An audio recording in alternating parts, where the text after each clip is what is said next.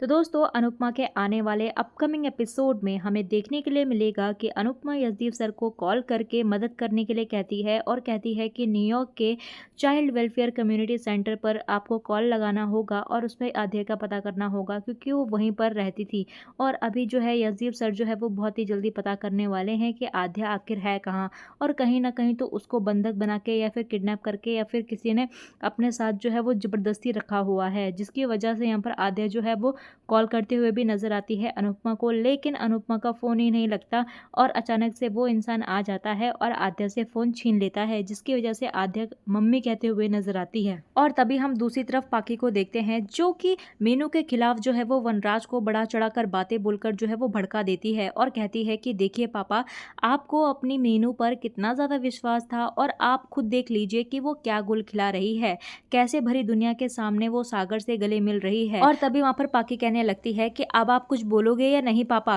और या फिर अभी भी आप मुझे मीनू की तरह बनने के लिए बोलोगे। और तभी हम देखते हैं कि वनराज जो है वो काफ़ी ज़्यादा गुस्से में आ जाता है और गुस्से में वो मीनू के ऊपर हाथ उठा देता है जैसे ही मीनू उसके सामने आती है। और तभी हम देखते हैं कि मीनू जो है वो कहने लगती है कि मामा जी, आपने पाकी के कहने पर मुझ पर हाथ उठा दिया, उसके कहने पर आप भड़क गए, तो आपने उसकी वजह जानने की भी कोशिश की कि आखिर मैंने ऐसा क्यों किया और क्या वजह थी इसके पीछे। और तभी वो सारी की सारी बातें जो है वो वनराज को बताते हुए नजर आती है और कॉलेज में हुई बदतमीजी के बारे में और रैगिंग के बारे में वो सब कुछ वनराज को बताते हुए नजर आती है। और तभी वो कहने लगती है वो तो सागर जो है वो एंड टाइम पे आ गया, वरना पता नहीं वो लड़के मेरे साथ क्या क्या करते। और वहीं पर सागर ने उन लड़कों को अच्छे से धुलाई की और उनको अच्छे से सबक सिखाया और मुझे उन लड़कों से बचाया, इसीलिए बस मैं तो सागर के गले लग के उसका धन्यवाद कर रही थी और आप लोगों ने पता नहीं क्या क्या सोच लिया। और तभी वहाँ पर वनराज जो है वो फिर से शुरू हो जाता है और कहने लगता है कि बस करो मीनू, मैं तुम्हें समझा समझा कर थक चुका हूँ कि अनुपमा और आशा भवन से और इस 2 टके सागर से दूर रहो,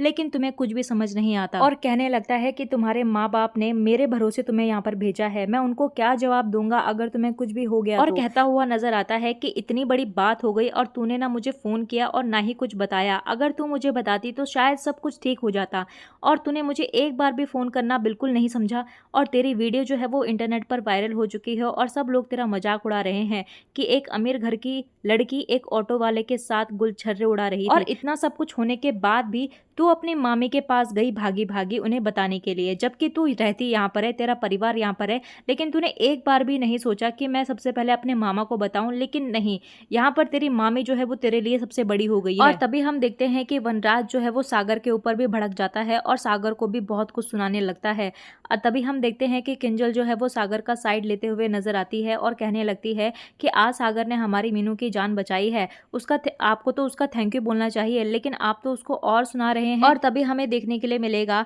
कि सागर जो है वो अपने प्यार को बचाने के लिए वनराज शाह का हाथ भी पकड़ लेता है और कुछ ज़्यादा ही बड़ी गलती कर देता है। पर लेकिन यहाँ पर इस गलती का क्या अंजाम होगा, अपनी राय हमें कमेंट्स बॉक्स में ज़रूर बताइएगा और चैनल को लाइक शेयर सब्सक्राइब करके ज़रूर जाइएगा।